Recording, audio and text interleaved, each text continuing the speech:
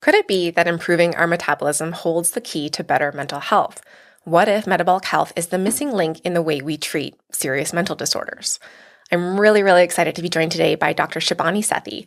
Dr. Sethi is a clinical associate professor of psychiatry and behavioral sciences and the founding director of the Metabolic Psychiatry Clinic at Stanford University School of Medicine. She's board certified in both psychiatry and obesity medicine with additional expertise in adult eating disorders. Earlier this year, Dr. Sethi published findings from a groundbreaking pilot trial.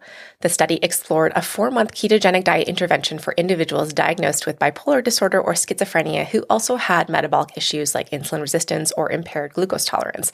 And the results were incredibly promising. Her pioneering work in metabolic psychiatry is changing the way we understand the link between metabolism and mental health, offering new hope and potential pathways for recovery. Dr. Sethi brilliantly explains these emerging developments and how we think about and understand health and mental health, and I'm so excited to share this interview with you.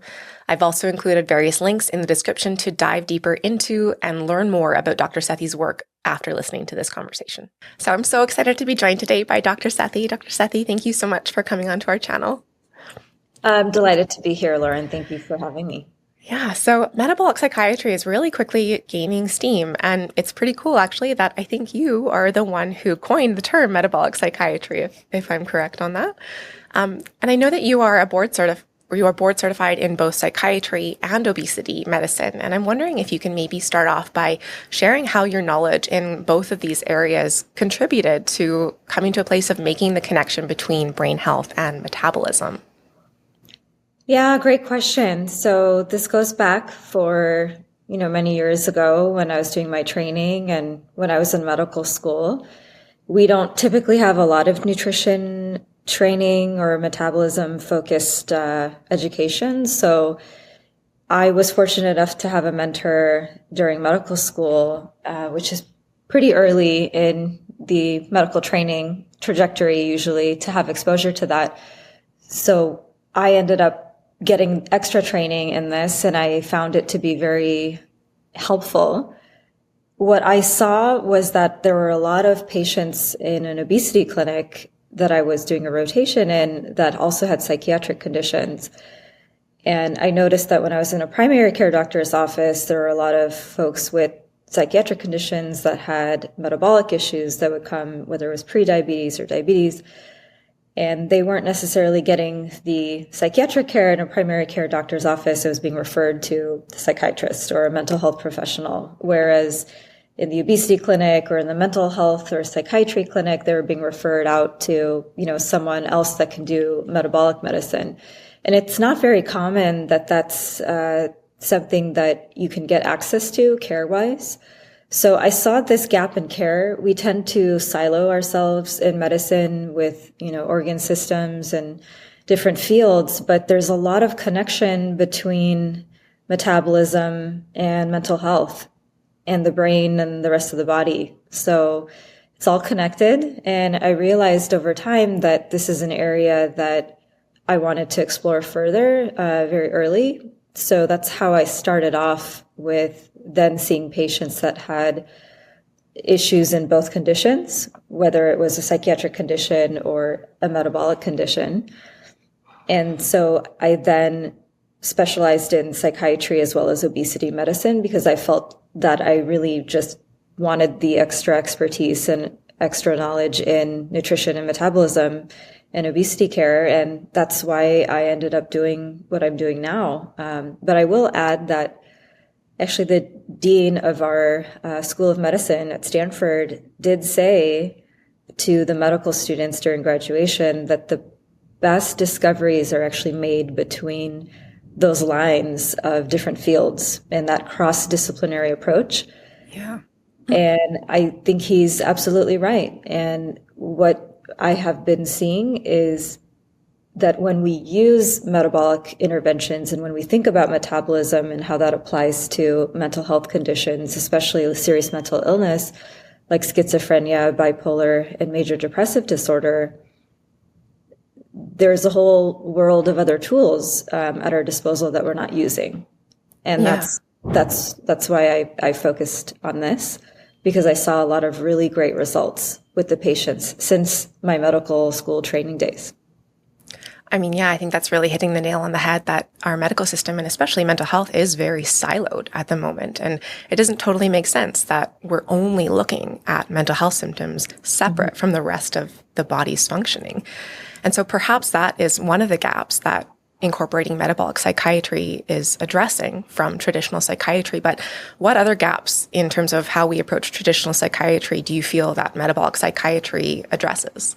So traditionally with psychiatry, there's been a lot of focus on neurotransmitter, deficits. There's been a focus on therapy. And now we're seeing changes in other treatment modalities like TMS, transcranial magnetic stimulation. There's IV ketamine that folks are starting to use. And there's also psychedelics even being researched and applied.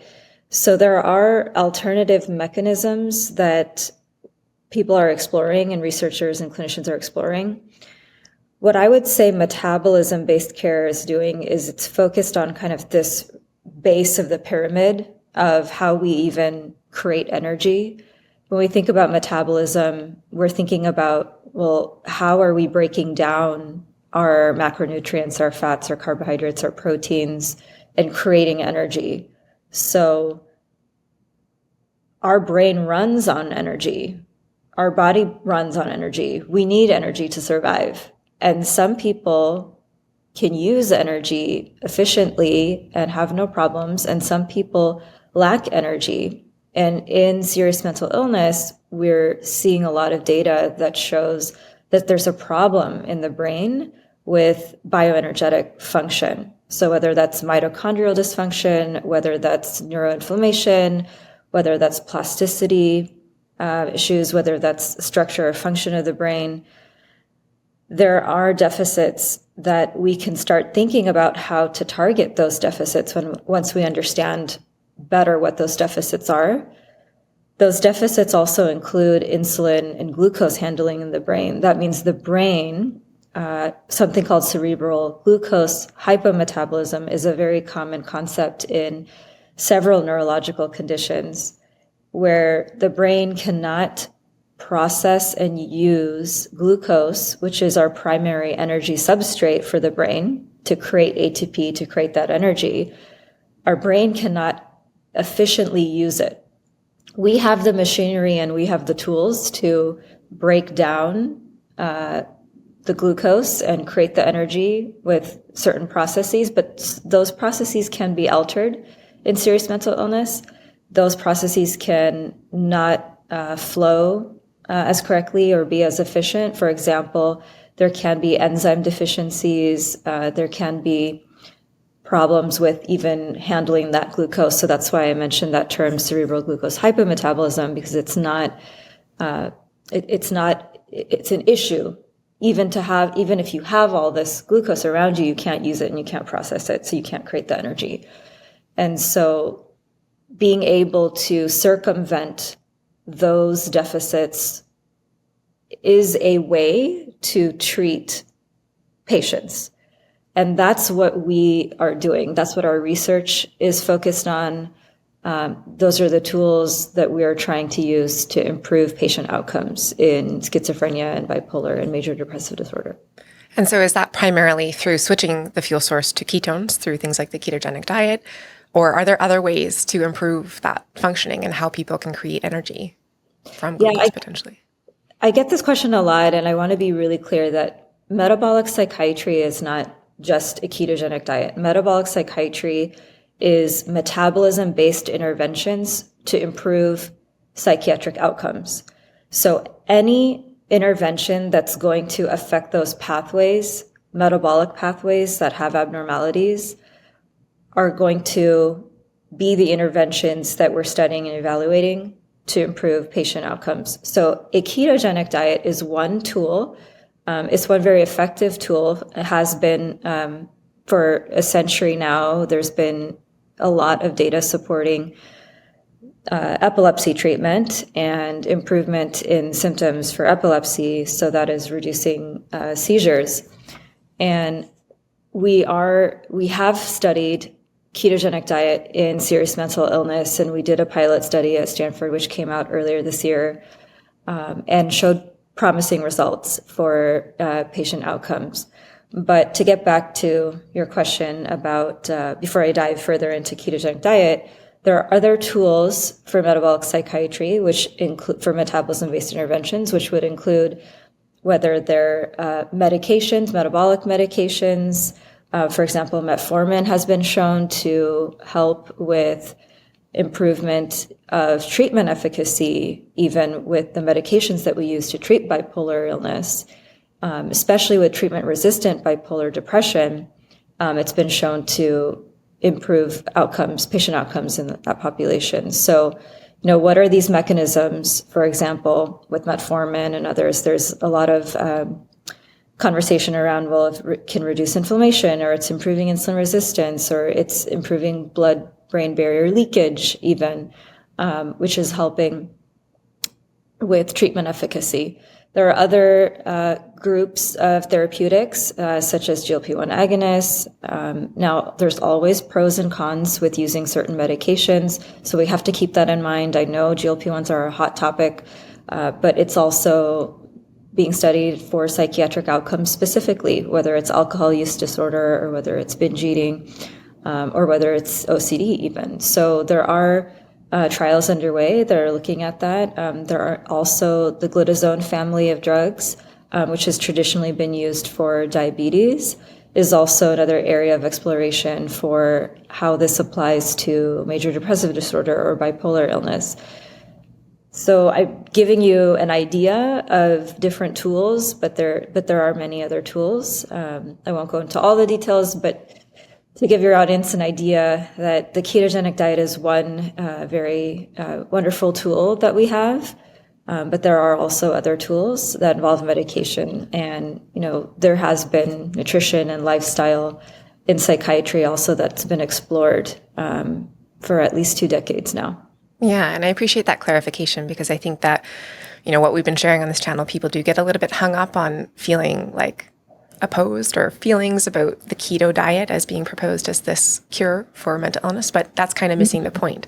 The point is to improve metabolic functioning, and that's really what is happening with what I'm using with the keto diet. But I appreciate you pointing out that there are many other ways to improve that as well.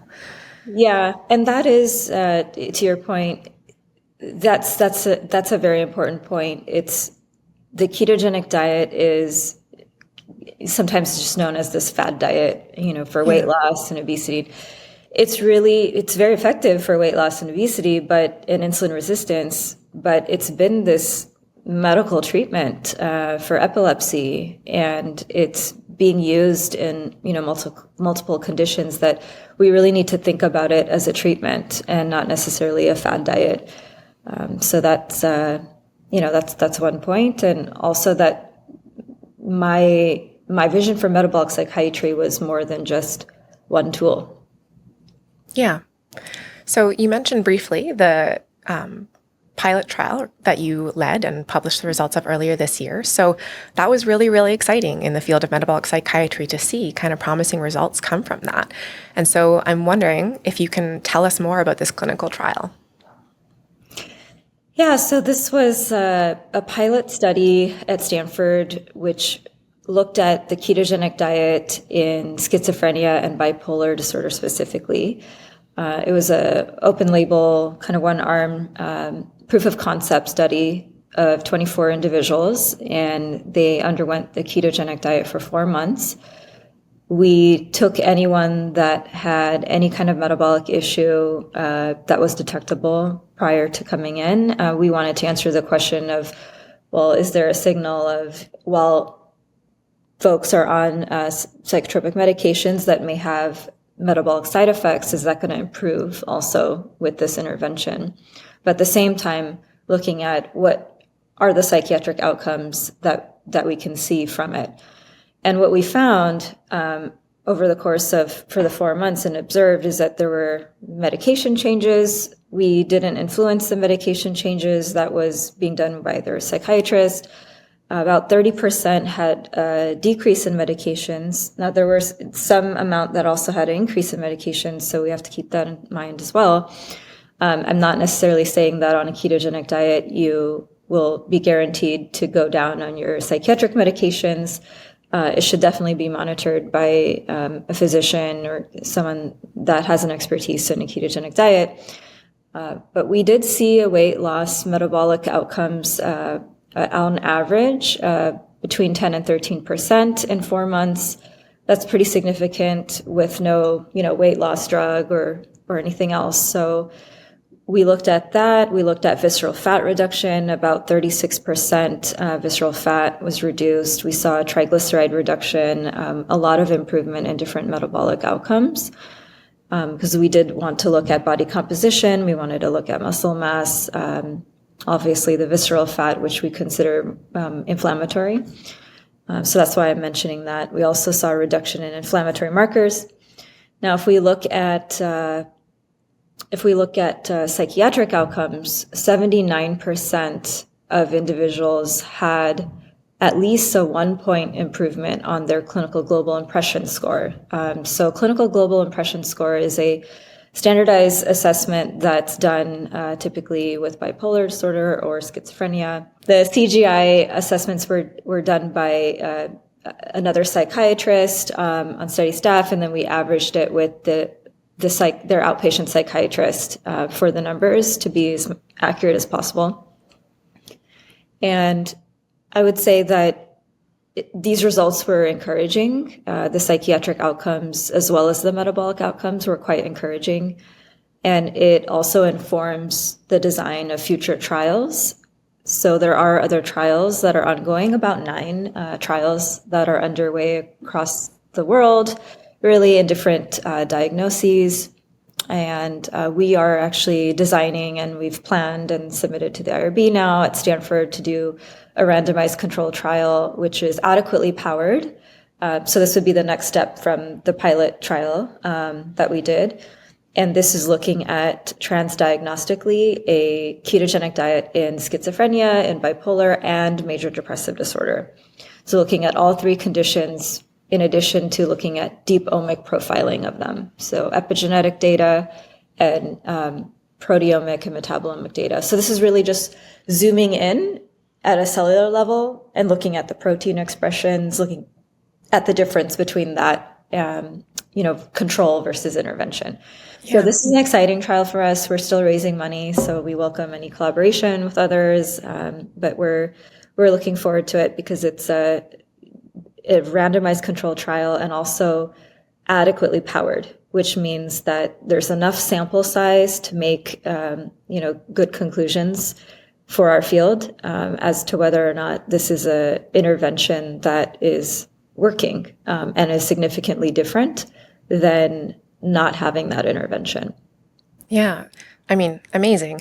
And I appreciate the clarification that this initial pilot trial was kind of more of a proof of concept trial, because I think there was a lot of people kind of criticizing it as being too small, or, other criticisms like it was only looking at patients with existing metabolic dysfunction and hypothesizing that, well, the improvements in symptoms of mental illness just came from the weight loss that they experienced or things like that. And so I'm wondering if you could maybe speak to this a little bit, or also talk a bit about if the next big RCT that you are going to conduct is going to look at broadening the scope to include patients who may not necessarily be presenting with evident metabolic dysfunction the way they were in the pilot study.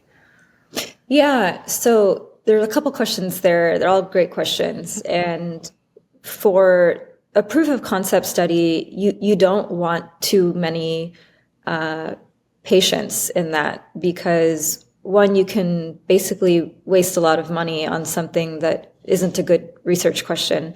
And you have to figure out if there's actually a signal initially. So that's the whole objective of a proof of concept study. The proof of concept study was very successful in this case because we saw a really good signal.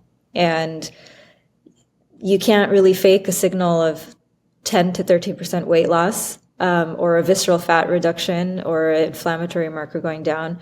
I also think that the piece about the psychiatric outcomes, there were a lot of different psychiatric outcomes that we looked at, and there were a lot of improvements. So I can understand the criticism on that level, but it's also supposed to be a small trial with proof of concept so that we design a larger, more effective, better trial, which is going to inform us more. And so that's the objective of the pilot study. Now, the weight loss comment that you made, it's difficult to say that it's only due to weight loss. I would say most likely not.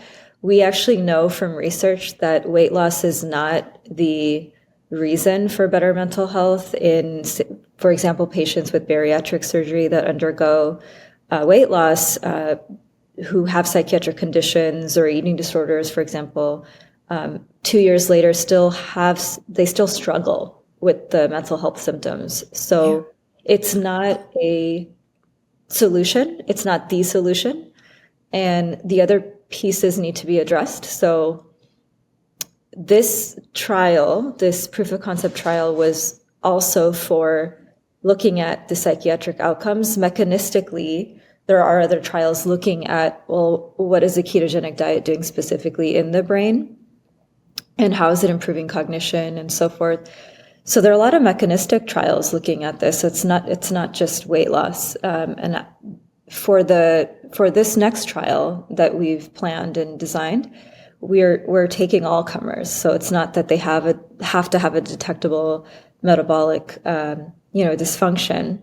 Because we are answering a different question. We already know the answer now from the pilot study that this intervention is helpful for improving the metabolic outcomes in those patients. Mm-hmm. Now it's important to look at the alternative question of, well, is this going to help patients that don't have a detectable metabolic issue at steady start undergo the intervention, and do they still have an improvement in these other markers? And that's what we'll look at, and we'll dive deeper into even the omic data. So I think that's a very exciting question. It's a different question, but we have enough information from the pilot study to look at it this way and evaluate this question and look at the answers. Yeah, I think it's really exciting that it's just broadening in terms of what is being looked at. And anecdotally speaking, I kind of myself know that it's not just weight loss. I've gained weight over the last year implementing ketogenic therapy and metabolic therapies, and my symptoms are gone. And so it just can't be as a result of that, because that's not what happened for me. But yeah, and if we think about the mechanistic piece here as well, even when I was describing the bioenergetic dysfunction and that we're circumventing those pathways to actually improve efficiency for ATP production or energy metabolism, if we're improving it in the brain, there's systemic issues and then there's central issues. And if we're correcting the central issues, you're not necessarily seeing that with certain blood biomarkers. But if we are improving that, then that should improve outcomes for patients that don't have a detectable metabolic dysfunction issue in the blood, right? So that's the idea. And I have a lot of patients that have improvement in their psychiatric outcomes that are not, they don't necessarily have a metabolic dysfunction that you are detecting necessarily, like high blood glucose or a lipid issue or so forth. That being said, though, if we think about the statistics just in the US of metabolic dysfunction, over 80% of individuals have some metabolic dysfunction we can detect. So the chances are high that there's something that I can find if you come to my clinic that is abnormal. Right. And so by addressing central issues, are you referring to central issues as being what you were talking about before around improving basically energy production? Yeah. Okay. Yeah, in a nutshell, yes, but there are a lot of other pieces too. So mitochondrial dysfunction, in anything we think is probably a subset of individuals. It may not be every single person with schizophrenia or bipolar. It's really a heterogeneous condition. It's not a homogeneous condition in mental health. It's a spectrum, right? So ultimately, there's also problems with, plasticity or neuronal growth or differentiation. The brain, even though it's 2% of, our weight, it takes 20% of our energy. And it's very impressive. It's very bioenergetically expensive. So early in the infant years and adolescent years, you're looking at, when someone is between 3 and 8 years old, they are actually, their metabolic resting rate, 66% comes from the brain. So it's a huge contribution towards your resting metabolic rate. Yeah. Yeah. I mean, it makes a lot of sense that that's where we need to pay attention. So I'm wondering if you can talk a little bit about where the field of metabolic psychiatry is kind of going. So you mentioned, I think that there's 9 RCTs underway right now, and I think there's probably going to be more as this develops. But I guess where does metabolic psychiatry go from here? Will training of psychiatrists shift more toward this metabolic psychiatry framework, or what are your thoughts around that? Yeah, where I think, so there are 9 RCTs, it's correct, and there will be a 10th one once we get IRB approval, hopefully soon at Stanford. And where I think it's going to go is it's growing. There's so much interest. There are providers that contact me, and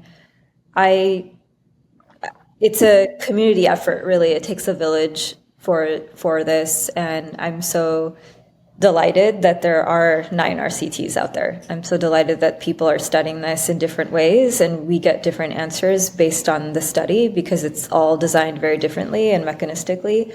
So I would say over the next 5 years, we're going to have more data. We're going to have more data from all these trials. We're going to be able to collaborate and look at it together and, compile the data and come up with other pieces of information that'll be really helpful. I think there's advocacy going on, especially with your work, Lauren, and others. There's education and awareness and training. There's some courses, but they're more specific to ketogenic diets and mental health. I think I would love to see kind of a more metabolic psychiatry course that encompasses everything.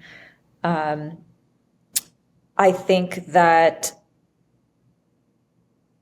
I'm trying to work with the APA currently on education and putting this out there for clinicians to understand what this is, and that it really complements nutritional psychiatry and lifestyle psychiatry. The main difference is that we're really just focusing on the metabolic pathways and the deficits and how to target that in order to improve outcomes. Because at the end of the day, we all have the same goal. We want our patients to have more tools. We want them to get better. So I think access to care is going to be the big one. And that's the one that I am, aside from research and having an adequately powered trial and doing more research in that direction, my goal is to improve access to care for metabolic tools. Because we do have metabolic tools today. They are FDA approved. And it would be great to be able to give patients more control, like control back into their life of additional tools. And I think this is something that I would like to see over the next 5 years change. And this is something that we are working on. I have a Metabolic Psychiatry Labs program. It's a private entity where we provide virtual remote monitoring support to patients. We also provide support to clinics and institutions as well. And so that's what we're building right now and want to provide. So the other piece is the education, and we have a website as well, a Stanford website for resources and tools. Metabolic Mind, the nonprofit, also has great resources and tools there. But I think it's important to have a care team when you're doing this, especially when you are suffering from an SMI condition. And it's important to kind of have all hands on deck. And so that's what we're trying to provide with Metabolic Psychiatry Labs. But I think the research piece and the access to care is what I care about most.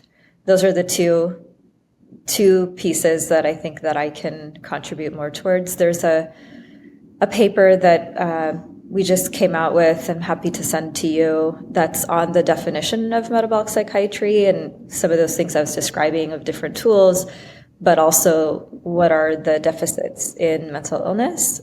What is metabolic psychiatry? It's looking at interventions both centrally and peripherally to improve mental health outcomes. And then also just talking about those therapeutic options. So I will send you that as well. Cool. Yeah. We're hoping to publish it it's an open science framework right now, but we're hoping to publish it in a journal soon. Amazing. Cool. Thank you. Yeah, I appreciate you talking about prioritizing research and access to care, because I think that is ultimately going to help clinicians be open to adopting more of a metabolic psychiatry approach.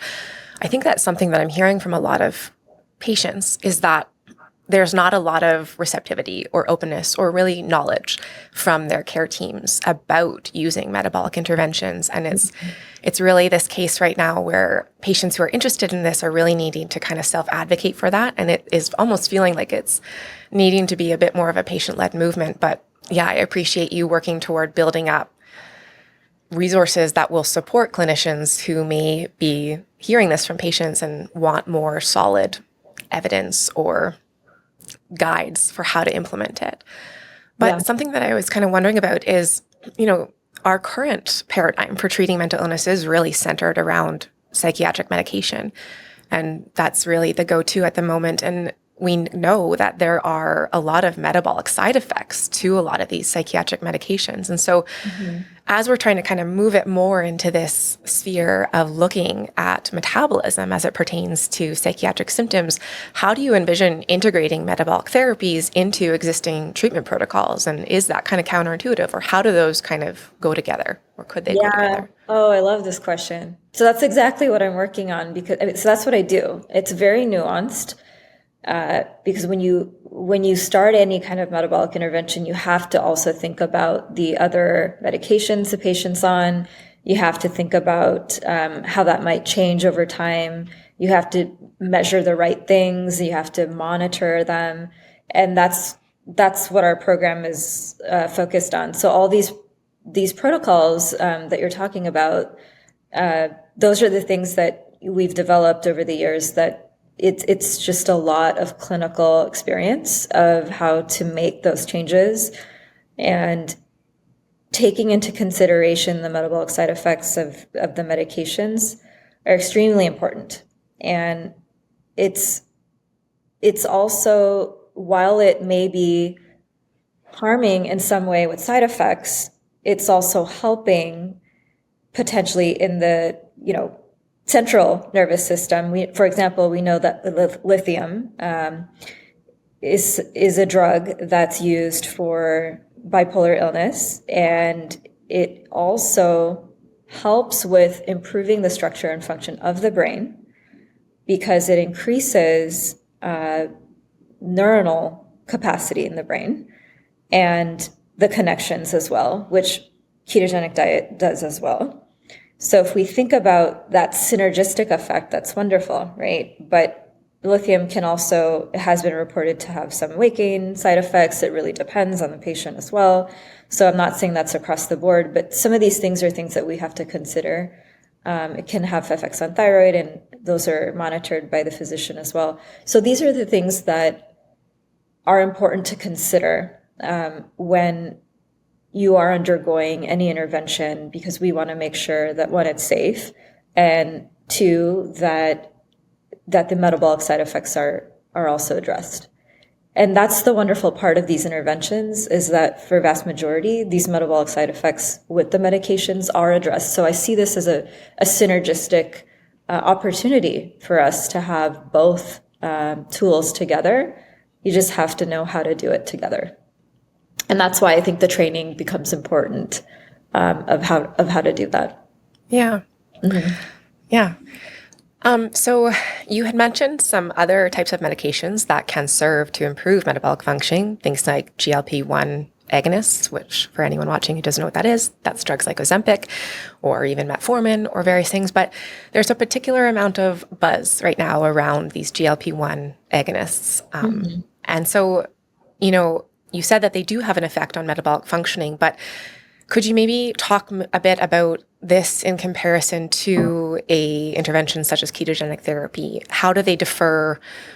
Yeah, what are the benefits and drawbacks of both? And kind of comparing those, because I think that there are some people who are kind of overwhelmed at the prospect of following intervention like ketogenic therapy. And so if for one reason or another, they're looking for another means, can you just talk a little bit more about the comparison between those two? Yeah, so it really depends on one, what's the patient's goal? Where do they want to get to from where they are? And what are the limitations they may have in their environment or in their medical history that maybe a ketogenic diet may not be the best for them? So that's one thing. The GLP-1 agonists, the mechanism of action, there are a couple different mechanisms of action, and a ketogenic diet has several mechanisms of action as well. So when we think about this, it could even be done together, but I really go based on how the patient responds and what they're able to tolerate as well. Ketogenic diets don't really have many side effects. There are some side effects that can happen with any, weight loss approach as well, or dietary change, but that's something that we manage by preventative strategies. The GLP-1 agonist also has risks and benefits to it. So that is, medication where you're also increasing insulin, and what you are doing is you're targeting a certain area of the brain as well, because there are GLP-1 receptors in the brain and in the pancreas, right? So that's why there's that insulin secretion. And then with the brain, you're targeting also hippocampus, you're improving the reward pathway has also been implicated to reduce cravings. So for example, with binge eating or with bulimia, it's potentially helpful. With weight loss, obviously that's been proven, and people use that for weight loss, but there are other applications. And so to decide between the two, it's a really clinical decision based on what is appropriate. So I could probably talk about this for a very long time, but I also don't want to go into too much detail with, but one thing I would caution is that especially those with eating disorders that may go on a GLP-1 and they're getting benefit from the GLP-1 drug with the symptoms, they may not necessarily be changing some of the behavioral pieces that could be problematic. And so I don't think just a drug is enough. I think it's important to also look at the psychological aspects and dynamics of it. And with the ketogenic diet, similarly, it's a tool. It dampens the reward pathway, just like the GLP-1 may, but it can, for some, not always be enough. And so we do need to also think about the other psychological aspects. And that's why I think a whole approach to these conditions is extremely important. So I don't necessarily compare GLP-1 to ketogenic diet. I think of these as different tools and what's going to be best for the patient given their history, their clinical situation, what supports they have around them, what they're able to tolerate, what's their medical history. There's obviously things that we want to be careful about with the GLP-1 drug. I think that there are a lot of, what I would say is that it's mass prescribed right now, in my view, and I think it should be a subset of people that it's applicable to. And I don't think that we should be prescribing it to everybody just without making all the other changes. I don't ever prescribe a GLP-1 to anyone unless they're going to agree to do resistance training. I want to protect their muscle mass, for example. So, things like that. Yeah. Yeah, I mean, I think this is probably a topic we could do a whole other separate video on, but I appreciate that kind of perspective of these are tools that need to be implemented from kind of a holistic perspective in terms of addressing what is going on and making changes that will ultimately improve symptom experience and whatnot. Yeah, and for anyone that's more interested in this topic, I'm writing a book about all of these factors, and will come out next year at some point once I'm in between all the other pursuits that I have. Amazing. I can't wait to. At some point. But I am planning to definitely take a deeper dive into this topic because it's become such a popular drug, but people also need to understand the risks and benefits. And I'm not against the medication at all. I'm not saying that, but I just think we have to be very careful with how we prescribe it, who we prescribe it to, and what other things are being done around it. Yeah. Yeah, I appreciate that, taking a more intentional approach. Kind of shifting gears, though, we met at a conference or a retreat in October, and we kind of brought up this conversation around like how identity is getting enmeshed into, these metabolic psychiatry interventions. And my experience is more at a patient level. And, I've been reflecting a lot throughout this metabolic health project that I've been embarking on over the last year on how, woven in with identity, living with and accepting having a chronic mental illness like schizoaffective disorder or whatever it may be, can be. And, kind of when you're told that you will have to navigate this illness that impacts your life so profoundly for your entire life, there is almost this need to understand yourself in the context of that. And it really does get woven into your identity. And it's been really interesting seeing this play out for myself and kind of unpacking this as I explore this alternative way of treating and managing my illness that really does kind of tease out and separate that piece of identity from my illness, because I don't really deal with it in the same way anymore. And so perhaps you can speak to that in terms of if that appeared at all in the patients you've been treating through metabolic psychiatry. But I do also kind of want to get your insight into how this may be playing out at a clinician level too, in terms of a bit of a challenge of identity moving into this kind of new paradigm. I'll try to wrap this up, but I did hear a clinician who is using metabolic psychiatry kind of talk about how the shift metabolic psychiatry is proposing and how we treat and support patients is creating this challenge of identity to clinicians as well. And he was talking about how, there's a degree of identity wrapped up in management of symptoms and prescribing, and metabolic psychiatry being more focused on prevention or addressing underlying causes perhaps threatens that current status quo or accepted frameworks of what it means to treat mental illness. And then that could open up, well, have I been doing harm, and do I shift my entire perspective? So yeah, I'm kind of wondering if you can talk a bit to that, or what your experiences of that is, and maybe how we could work on helping to ease this transition for clinicians. So I'll start with the latter question first. I think overall, it should be seen as a improvement or working with our standard of care.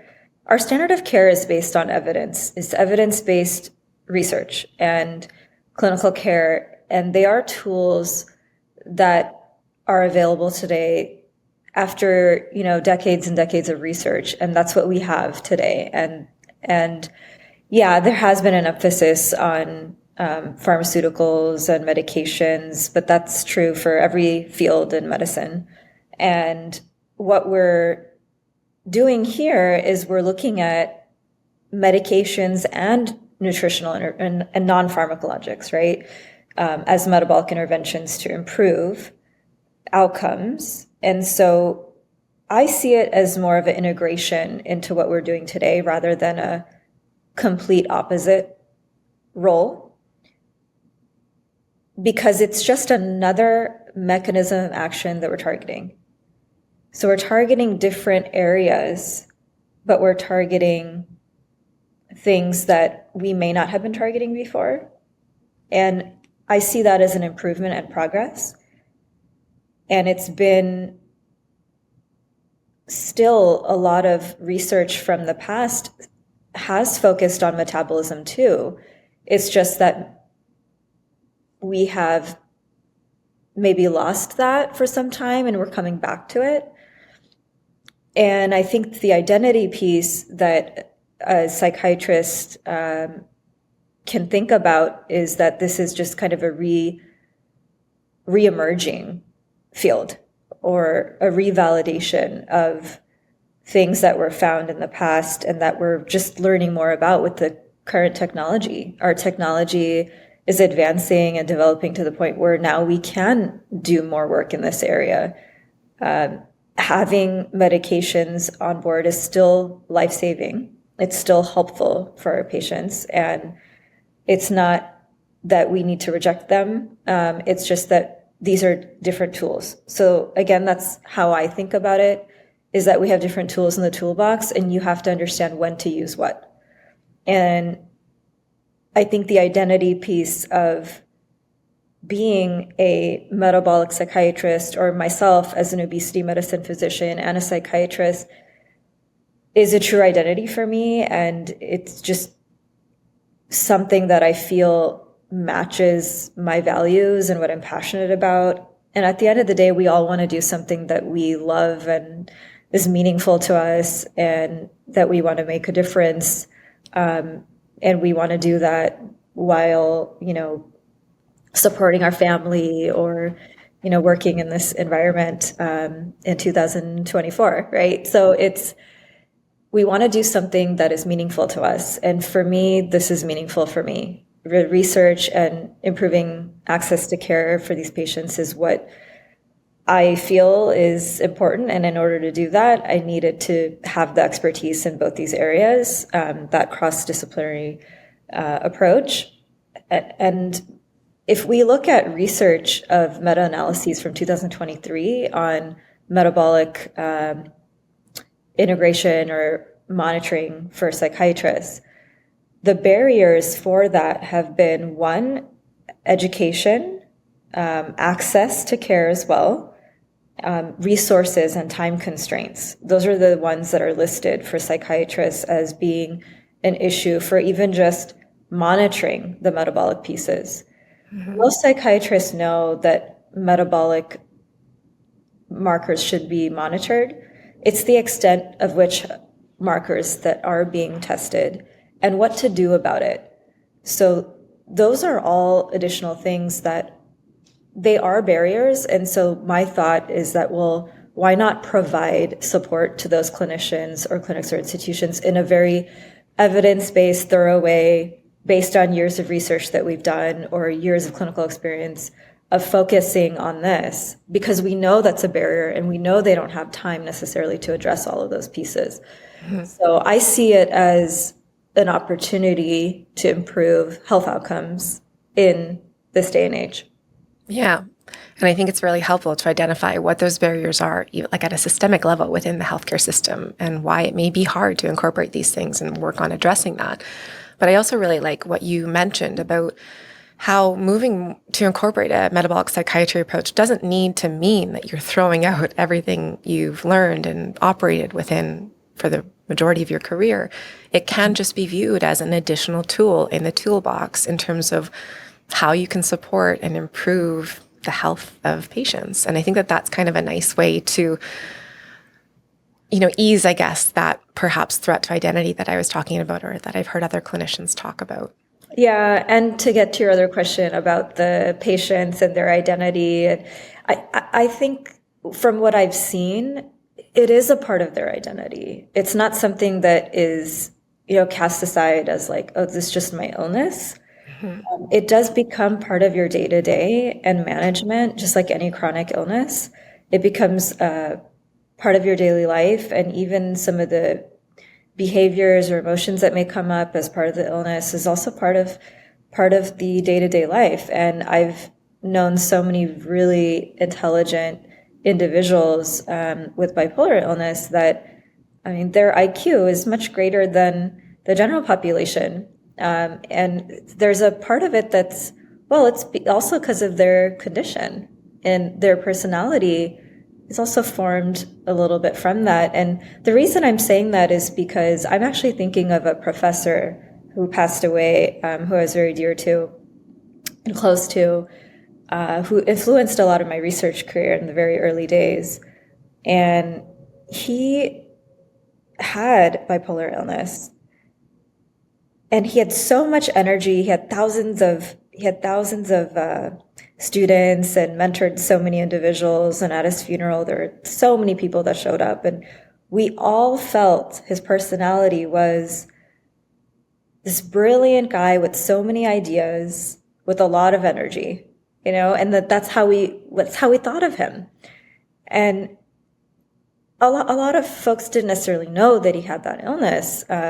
But when I think back, some of those characteristics from the illness of the kind of higher energy states and the flow and creative ideas are part of that. It's part of him. And it's a very positive memory that we have of him in those moments of, just these brilliant ideas coming out of his brain for research ideas and different things. And he was in a different field, not in psychiatry, and it was in infectious disease, but it still is, it's fascinating to me. And I think that it is part of your life, and we as clinicians shouldn't ignore patients' quality of life and identity. And part of the reason why I am focused on quality of life as a primary outcome for this RCT that I've designed is because I think that is one of the most important things for patients. And it's also one of the more important things for clinicians that we care about for our patients. We want to know if their quality of life is improving. Like, if we may not be able to cure the illness, but if we can feel like we made a difference in their quality of life, then that's a win for us. Yeah. And I think that that's a really beautiful way to frame psychiatric care in general, is how do we improve quality of life? Mm-hmm. Yeah. All right. So I so appreciate all the insights you've provided throughout this interview. It's been really informative. I guess maybe just to wrap things up, what are you looking at researching, or what are your goals in terms of research in the next little while? And I guess, where do you see research in general around metabolic psychiatry heading in the next 5 to 10 years? I think over the next 5 to 10 years, the research is being focused on mechanistic actions of how these metabolic tools in particular are going to improve. Because we're getting data that is clinical, largely clinical data, but understanding the mechanistic aspects of how this might be different. And one of the reasons why we're looking at epigenetic data or deep omic data is to look at that difference between control and intervention in the randomized control trial that we've planned. And so I'm excited about that. For the next 5 to 10 years, again, the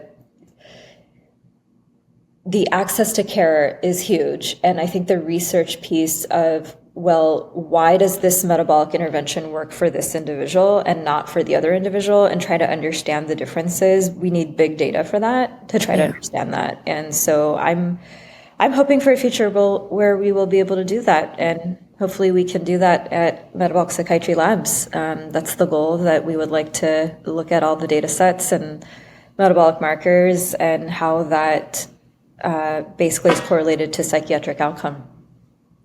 Amazing. Well, I can't wait to follow along over the next several years. And thank you so much again, Dr. Sethi, for coming on to share more about what you're working on, and metabolic psychiatry in general. It's been really wonderful. Thank you. Yeah, thank you for having me. I tried to be festive in this Christmas time.